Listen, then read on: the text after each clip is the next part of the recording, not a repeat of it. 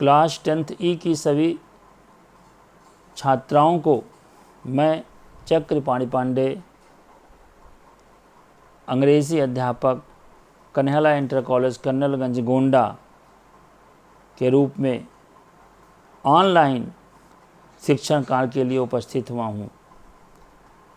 अभी आप सबका मेरा कोई ग्रुप नहीं बन पाया है, इसलिए हम आपसे निवेदन करेंगे कि जिन जिन छात्राओं तक मेरा ये ऑनलाइन पठन पाठन पहुंच रहा है वो सभी ज़्यादा से ज़्यादा छात्राओं को जोड़ने का प्रयास करें। आज प्रथम दिन हम आपको अंग्रेज़ी ग्रामर का पहला पार्ट पढ़ाएंगे।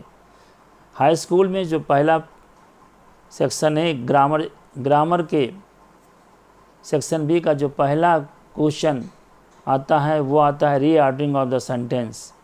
तो रीऑर्डरिंग ऑफ द सेंटेंस को जानने के लिए सबसे पहले आपको जानना है parts of the sentence. Parts of the sentence यानी वाक्य के भाग। वाक्य के भाग को जानने से पहले आपको जानना है सेंटेंस क्या है। व्हाट इज़ अ सेंटेंस, एक वाक्य क्या है। तो आप जानते हैं a sentence is a group of words having full meaning. वाक्य शब्दों का एक समूह है जिससे पूरा पूरा अर्थ प्रकट होता है, यानी अर्थवान शब्दों के समूह को वाक्य कहते हैं। एक वाक्य के दो भाग होते हैं, पहला होता है सब्जेक्ट, दूसरा होता है प्रेडिकेट। सब्जेक्ट को हिंदी में उद्देश्य कहते हैं और प्रेडिकेट को हिंदी में विधेय कहते हैं। अब प्रश्न है कि सब्जेक्ट क्या है। तो सब्जेक्ट वाक्य का वो भाग होता है जिसके विषय में वाक्य में कुछ ना कुछ कहा या बताया जाता है, वो सब्जेक्ट कहलाता है। जिसके विषय में कोई बात वाक्य में बताई जाती है वो सब्जेक्ट होती है, अर्थात उद्देश्य होता है।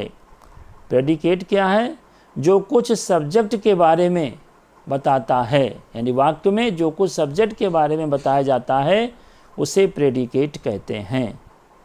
जैसे I go to walk every day, मैं रोज़ टहलने जाता हूँ। अब यहाँ पर किसके बारे में बताया जा रहा है, टहलने कौन जाता है, मैं जाता हूँ। तो मैं क्या हो गया, कर्ता हो गया, सब्जेक्ट हो गया, उद्देश्य हो गया। और go to walk every day, रोज़ टहलने जाता हूँ, ये किसके बारे में बताया जा रहा है, मेरे बारे में। तो go to walk every day ये आपका प्रेडिकेट हो गया। तो इस तरह से आप सब्जेक्ट और प्रेडिकेट के भाग को अलग, सब्जेक्ट और प्रेडिकेट को अलग करेंगे। अब प्रश्न आता है कि सब्जेक्ट के कितने भाग होते हैं और प्रेडिकेट के कितने भाग होते हैं। तो सबसे पहले हम आपको सीक्वेंस में बताते हैं पार्ट्स ऑफ द सब्जेक्ट। देखिए सब्जेक्ट के मुख्य रूप से दो भाग होते हैं, पहला होता है क्वालिफायर, दूसरा होता है हेड वर्ड। क्वालिफायर और दूसरा हेड वर्ड। अब क्वालिफायर के तीन भाग होते हैं, पहला होता है डिटर्मिनर, दूसरा एग्जेक्टिव, तीसरा एग्जेक्टिवल फ्रेज। ये क्वालिफायर के तीन भाग हो जाते हैं। तो कुल मिला के अगर हम देखें तो सब्जेक्ट के कितने मुख्य रूप से कितने भाग हो गए, डिटर्मिनर, एग्जेक्टिव, हेडवर्ड और एग्जेक्टिवल फ्रेज।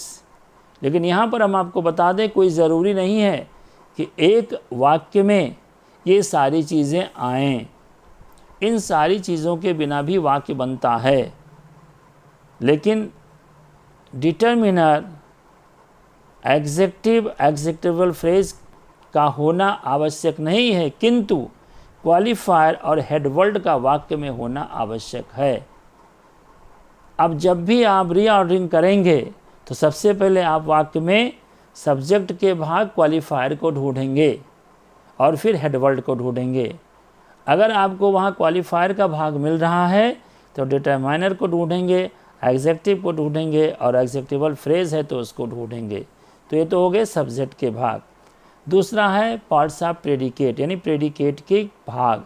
तो प्रेडिकेट के मुख्य रूप से तीन भाग होते हैं, पहला होता है वर्ब, दूसरा होता है ऑब्जेक्ट और तीसरा होता है कॉम्प्लीमेंट। एक बार फिर से सुनिए, पहला होता है वर्ब, दूसरा होता है ऑब्जेक्ट और तीसरा होता है कॉम्प्लीमेंट।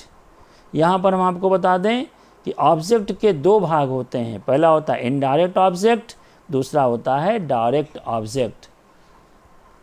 अब आप डायरेक्ट ऑब्जेक्ट के भी तीन भाग होते हैं, पहला होता है नाउन कॉम्प्लीमेंट, दूसरा होता है एडजेक्टिवल कॉम्प्लीमेंट और तीसरा होता है एडवर्बियल कॉम्प्लीमेंट। यहाँ पर आप जब हम आपको ऑब्जेक्ट पढ़ाएंगे डिटेल में तब आपको बताएंगे कि इनडायरेक्ट ऑब्जेक्ट किसे कहते हैं और डायरेक्ट ऑब्जेक्ट किसे कहते हैं। प्रेडिकेट के मुख्य भाग में मुख्य रूप से आप तीन भाग को समझिएगा, वर्ब, ऑब्जेक्ट और कॉम्प्लीमेंट। अब हम आपको उदाहरण देके समझाते हैं। जैसे Ram goes to market, Ram बाज़ार जाता है। अब आपसे इसमें हम कहें चुनने के लिए सब्जेक्ट क्या है, तो सब्जेक्ट आप किसको बताएंगे, कौन बाज़ार जाता है, प्रश्न करें उत्तर आएगा राम बाज़ार जाता है, तो राम हो गया सब्जेक्ट। राम कहाँ जाता है, गोज टू मार्केट, बाज़ार जाता है, तो गोज टू मार्केट हो गया आपका प्रेडिकेट। इसी तरह से बहुत सारे यहाँ पर एग्जाम्पल दिए हुए हैं सब्जेक्ट पार्ट्स के, वो अपने डिस्क्रिप्शन बॉक्स में हम आपको डाल दे रहे हैं, इसे आप देख लीजिएगा और पढ़ लीजिएगा। ठीक है बच्चों, ज़्यादा से ज़्यादा अपने सहेलियों को, अपनी जो भी आपके फ्रेंड्स हैं उनको बताइए कि सीपी पांडे सर अंग्रेज़ी पढ़ा रहे हैं ऑनलाइन, उनको जोड़िए और मुझे मैसेज कीजिए ज़्यादा से ज़्यादा और एक ग्रुप बना करके, ताकि जो कुछ मैं डालूं उसमें आप पढ़ सकें। कोरोना वायरस से आप हमेशा सावधान रहिए, ज़्यादा से ज़्यादा घरों में रहिए, कम से कम बाहर निकलिए, और बाहर निकलिए तो मास्क से हमेशा अपने मुंह को, नाक को ढक के बाहर निकलिए, हाथों को सैनिटाइज कीजिए, आसपास के वातावरण को स्वच्छ रखिए, और जहाँ तक हो सके इस कोरोना वायरस से अपने आप को, अपने परिवार को, अपने मित्रों को बचाइए। अब कल हम आपसे फिर मुलाकात करेंगे। आपका दिन शुभ हो। धन्यवाद।